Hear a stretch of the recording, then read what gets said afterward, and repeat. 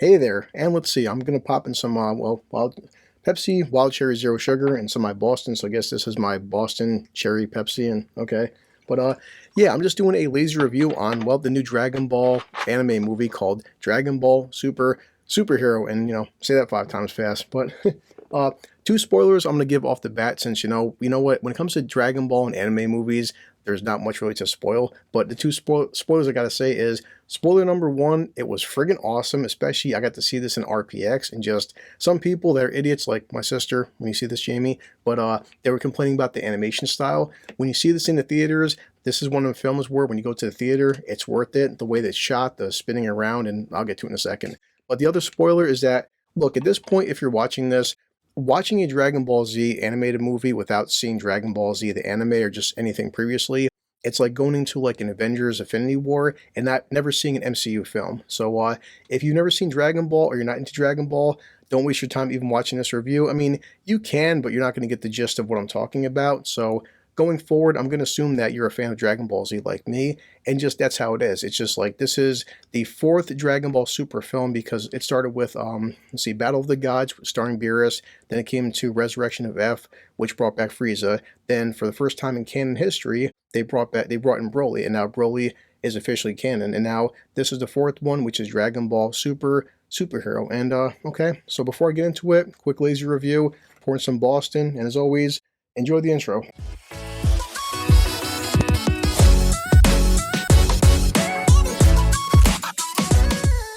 Wow, that's some good cherry vodka. Okay, so what's the story? What's going on? If you couldn't tell by the trailers, it's Dragon Ball. And if you remember during the Cell saga, Cell was killed by Gohan. And then he was created by Dr. Gero. It's been so many years, they never tell you with these things how many years it's been, but apparently Dr. Gero had a grandson. His grandson, well, he's in jail, and apparently he's a super genius, just like Dr. Gero. And now the Red Ribbon Army, they want him to recreate some new androids. They feed him some BS and basically tell him that Bulma and all the Z fighters and Piccolo and everybody, Gohan, they're evil and they need him to make some new androids even better than the last androids to defeat these guys. That's the basics of the first, I guess, 45 minutes. And it's cool seeing Pan. Pan, back in Dragon Ball Super, she was a baby. Piccolo is just babysitting her and training her as he wants to Gohan. It's cool seeing her now. She's 3 years old and just being her little Pan Super, well, Saiyan self. And, we have Gohan. Gohan is still doing his Gohan thing. And this was the biggest thing, if you're a Dragon Ball fan, which you are. But ever since the Cell Saga, Gohan was starting to get stronger than Goku. A lot of people didn't like that. And ever since the Cell Saga, he's been pretty much friggin' useless. And even during the Dragon Ball Super Saga, he was saying that I want to start training and getting better. And of course, in this movie, he's still being a bookworm, still not unlocking his true potential, and Piccolo is breaking his balls about just sitting there and being a bookworm. What if some new world-ending evil shows up? And, during the trailer, you'll see that Goku and Vegeta, they're in it, and they're in it for about 5 minutes, which, I can tell you one thing, that's not a bad thing. And of course, we get to see Broly, because Broly, he's still officially canon, and they're out there with Beerus and Whis, as they do, and of course, Beerus is just Beerus. He's, the lazy cat, always eating food and stuff, and Goku and Vegeta do the sparring contest. And of course, nothing major, just a quick 2-minute sparring. And I couldn't help but friggin' smile because, goddamn, I've been watching these characters for going on 30 years now. Fuck, you're old.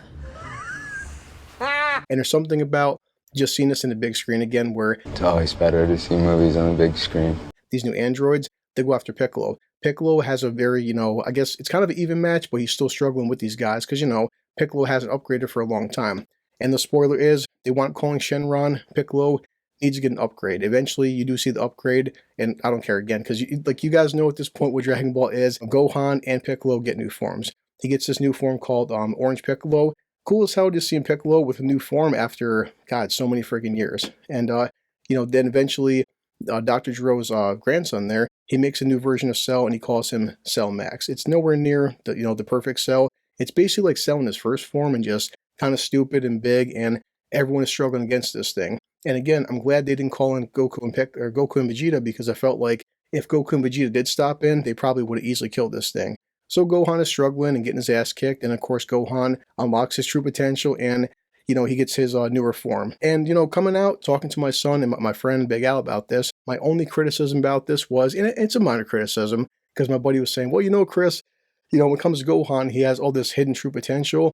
No doubt he does, but you know, when you watch any Dragon Ball series and shit, whenever Goku or Vegeta get like Super Saiyan 2 or Super Saiyan 3, then during like the Super Saga, they get Ultra Instinct and like, of course, Super Saiyan Blue. It takes these guys 30, 40, 50 episodes to achieve this new form. Gohan gets hit like during one fight and kind of like in a 10-minute montage and just like, well, I get it, but part of me just wishes it would have been pretty cool to see Gohan achieve this new form after like a lot of training, like training through the entire movie. It's a small minor thing, but okay.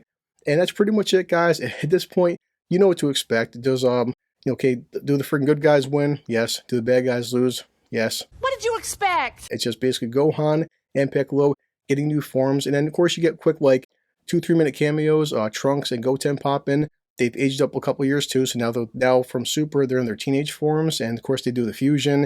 They screw up fusion yet again, and they make the freaking fat Gotenks, which is funny as hell. And Krillin's there, and that's pretty much it, you know. So I am done.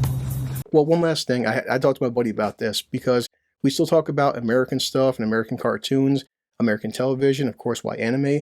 Anime for the past few years has just been destroying the West, and even comic books versus freaking Japanese manga. And manga, sorry, it's like this is why, because when you go into watch Dragon Ball, guys, there's no politics, there's no agendas, there's no like whatever racist stuff. It's just Dragon Ball, and that's it. And I couldn't help but tell myself that, okay, I'll be careful how I say this, that at one point the bad guys, they start trying to attack Pan and with the intention of killing her, and these bad guys have guns, and Pan is 3 years old, and that's all I can say with being careful on YouTube.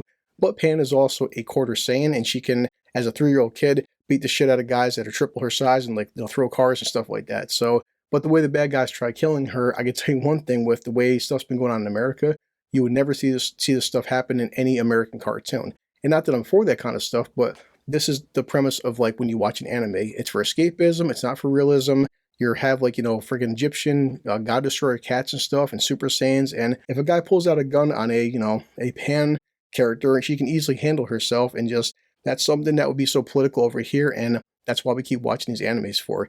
It's not political, it's just a ton of fun, it's a good time, and something that honestly I'm gonna go see the second time. It's why we go to the theaters for. Yeah, no doubt I'll watch this on digital, I'll watch this at home, but goddamn, if you get a chance to see this and stuff in theaters, if you watch my review, even a matinee, full price, whatever, You have to see it for yourself. you know what? Grab some fucking popcorn, a friggin' drink, some soda, sit back and just watch Saiyans and androids just go at it and beat the shit out of each other. Is that all the power you've got? It won't be enough to win you this fight. Okay, so that's it. Nothing more I can say. As always, you know the spiel. Check out my watch, low on time, as always busy. Yeah, Dragon Ball Superhero, a damn sure good time, and something I can't wait to watch again in theaters and at my house. Instantly will be part of my collection, and just that's pretty much it. So okay, let me just finish this, and you know what's gonna happen. Ready? This calls for a drink. I'm going back to work.